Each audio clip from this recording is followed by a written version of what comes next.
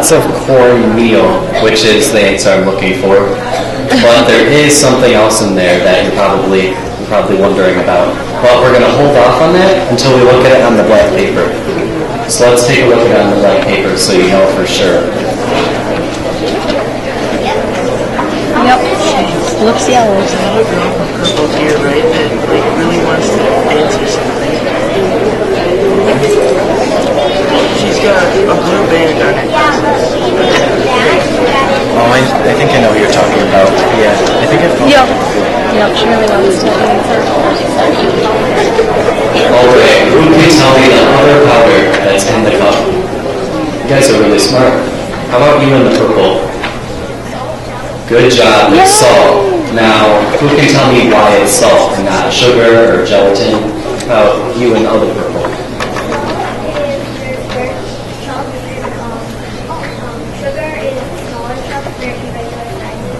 Exactly. The salt comes in little cubes, little squares. The sugar comes in little chunks that are all over the place. So that's how you can tell the difference between salt and sugar. Also, if you look really close, the salt's a little bit more clear, but it's easier to see up close.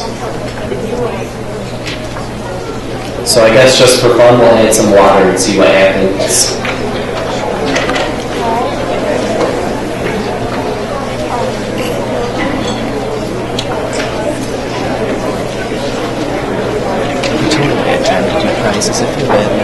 Oh man. To give them hugs. With longer time questions. One of the things that I'm seeing out of the kids when I think for tournament day is that they're dressed too warmly, and that's what it's fogging them up. Because I've had a couple kids pull a second layer of their shirt off. So it's just something to think about on tournament day in terms of what we might want to give them advice about what to wear into the event. That's a good idea. Alright, does everyone feel like they're caught up with us? No one's falling behind? Yeah. You can raise your hand if you want a little bit more time to do this step. Everyone good? I heard a no. I'll give them like 10 more seconds. Okay, we'll give you a few more seconds just to add some water to this cup and I'll ask you some questions. Yep. It looks like a powder to me. Thanks. I hope it's like in I tried. Alright, so what happened? You? I'm sorry, what? The water covered it? Yeah. So cute. And did anything else happen? Did anything disappear or come out of the thing once you added water? How about you and the pink on the side? Yes, the salt dissolved. That's another hint. If you see white powder go away once you add water, it gives you some options. So let's go ahead and add vinegar.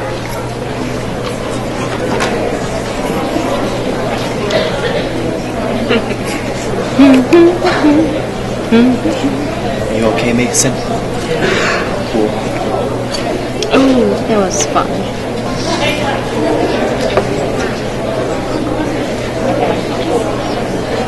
Alright, so did anything happen? You? Yeah.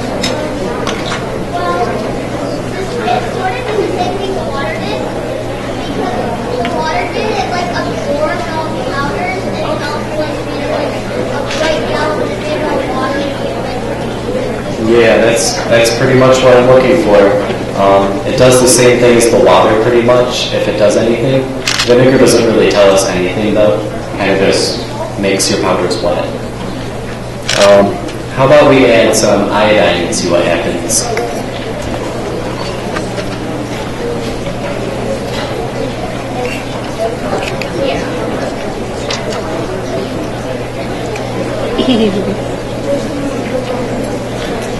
Has anyone noticed yet what the cornmeal does to the iodine?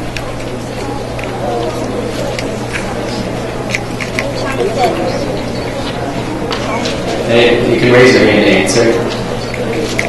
In the green? Yeah. And Yeah, that's what happens. And if you only add like a little bit of iodine, it usually just absorbs it instead of floating in it. So that doesn't really tell us much now since we already know there's cornmeal, but if you already don't know, that's another hint. This cornmeal is really absorbent. So overall, how many powders do we have? 2. And what are those 2? What's one of them? Okay, I heard the answers. I guess we're good. Yes, yellow cornmeal and salt are the 2 powders in vial 4. 1 more to go. And this is going to be vial 5. The powders recovered from Megan Trainer. So let's just look at it from kind of far away and see if that tells us anything.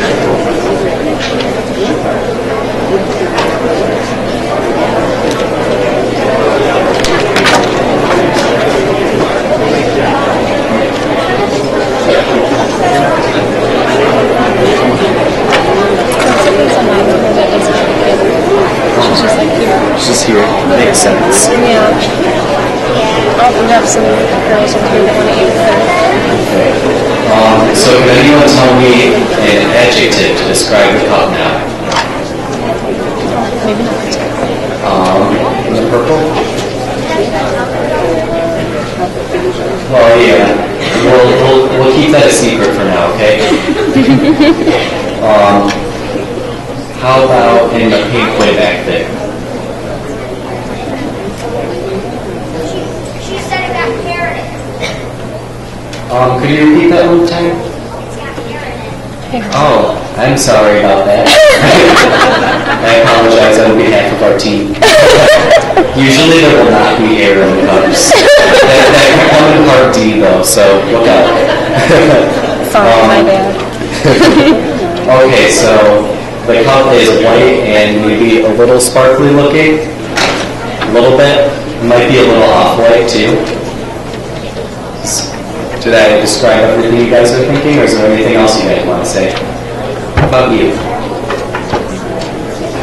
Yeah, I agree. We'll go through the steps and we'll see more reasons why it does. So we're going to look at it up close now on blank paper.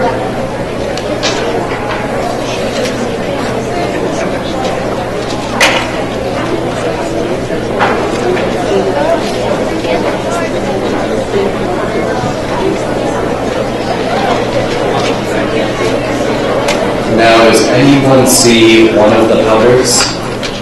You? Yes. You guys are really smart, way ahead of the game. Alka-Seltzer is one of them. Someone else actually mentioned that too. And does anyone know what the other one is? How about you? It's not powdered sugar, but it's one that was really close to it. We'll take one more guess. How about way back in the purple? It's also another really good guess, but it's not it yet. So we're going to do a few more steps and see what it is. So let's add some water in.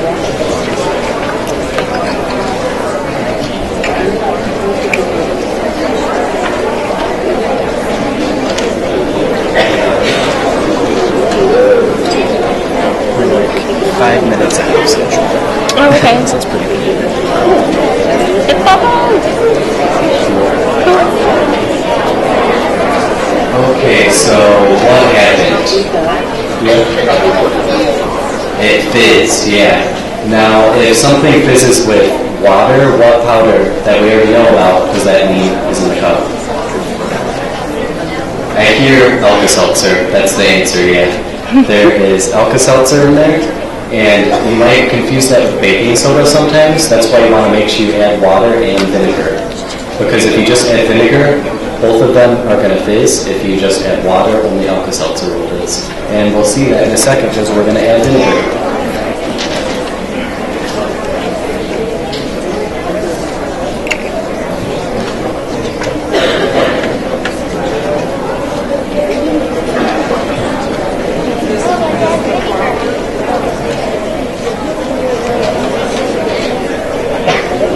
want to encourage you all, if you have a question about what's going on, raise your hand and ask Shane.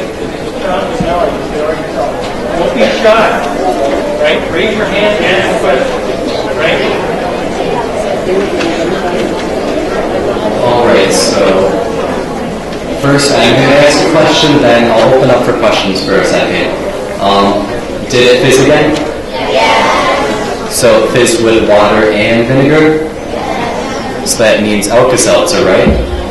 Does anyone have any questions at this point? Are you guys all on the same page? There's one right over here. Oh, yeah?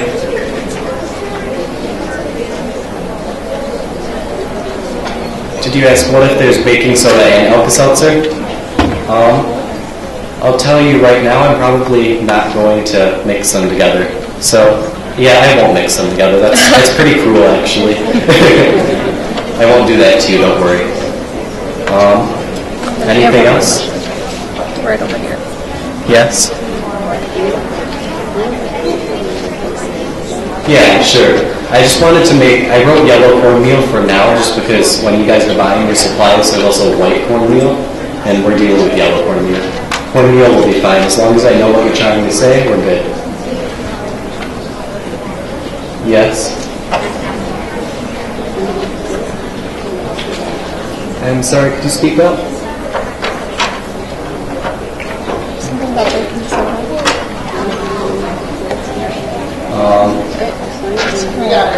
Oh, you're good? Good. And don't worry, if you have a question, we're going to open up for questions at the end. Yes? Shane, could you explain between powdered sugar and baking soda, the difference between them when iodine is added? When iodine is added. They both turn a little reddish. Yeah, they do both turn a little reddish, so it's kind of hard to tell them apart. That's why you use all three chemicals. Like, I don't expect you to be able to tell all the powders apart based on all the chemicals, but one of the chemicals should be able to tell them apart. And in this case, baking soda, vinegar. Yeah. And another thing I should note is, in the actual competition, you guys are free to go in any order you want. As long as you follow the lab safety rules, do what you think is best. I think we're going to move on for now, and again, we'll have questions at the end, so don't worry if I miss you. So let's add some iodine.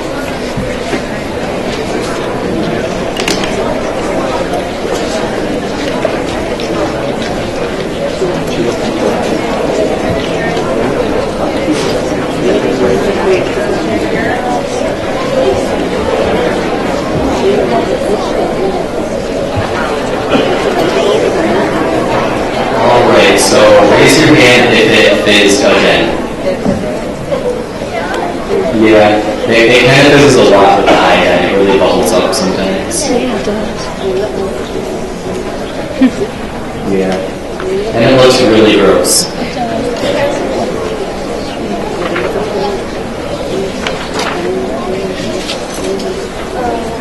And I think those are all the steps that we need to do for the cups. So, how many powders do we have in this cup?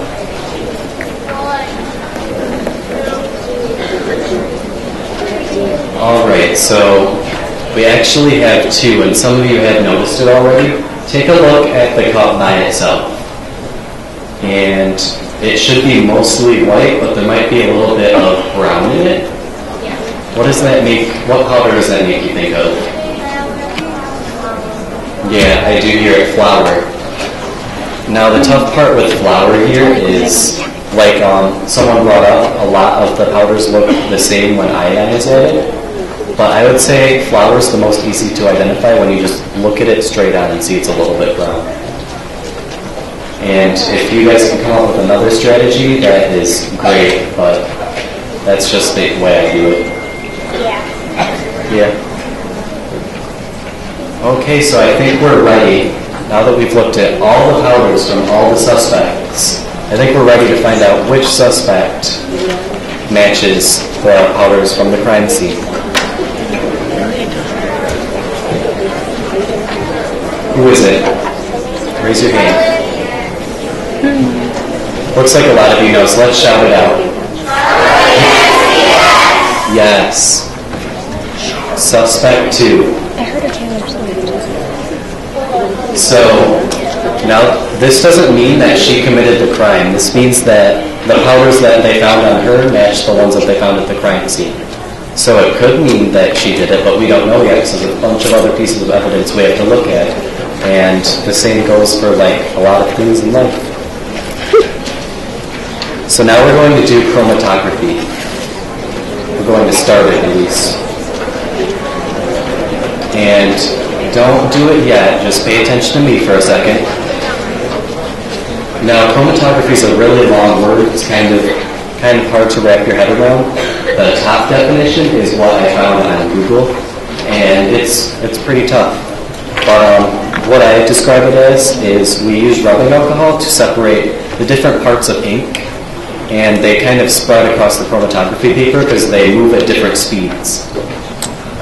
So each ink ends up having its own unique design, and we'll see that in a little bit. Raise your hand if you've done this already, like in your own practices. Okay, cool. So I have some examples of what it looks like, just maybe to ease your mind a little bit if you've been doing it and it doesn't look how you expect. These are some I've done. And then I did some weird ones too. Rainbow. Yeah, so it works with a lot of different kinds of inks, and I encourage you to experiment with all kinds of inks you can. The one on the right, I used like Crayola washable markers, and that's what it did. I'd say just any kind of ink you can find is fair game. So what we're going to do is you see you have the piece of paper that has a hole punched through it. You have a wood stirring stick that's kind of long. It's not like the toothpicks. And what you do is you put the stirring stick, don't do it yet, you're going to put the stirring stick through the paper, and then you're going to, with both of your hands on the ends of the stirring stick, lower it into the cup. Now this would be a good time to make sure you have rubbing alcohol in your cup. There's just a little liquid in the bottom.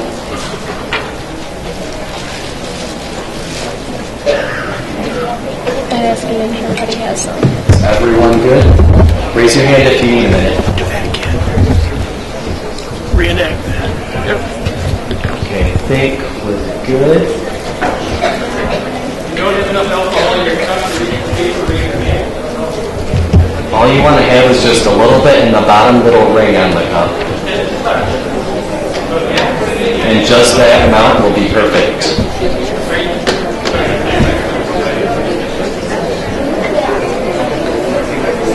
John, there's someone raising their hand over there. Oh wait, never mind.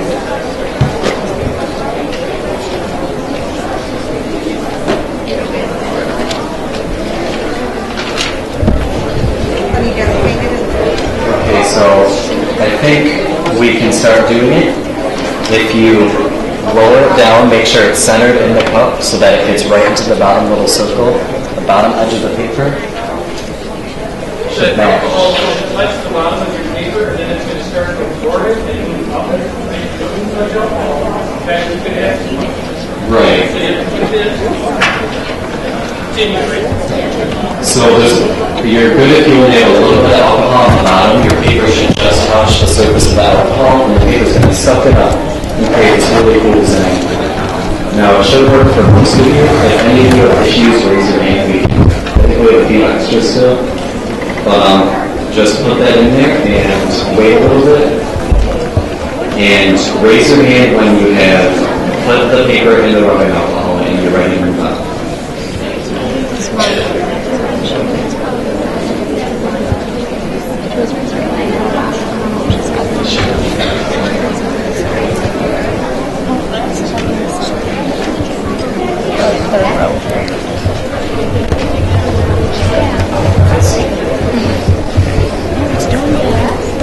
Does anyone have any questions?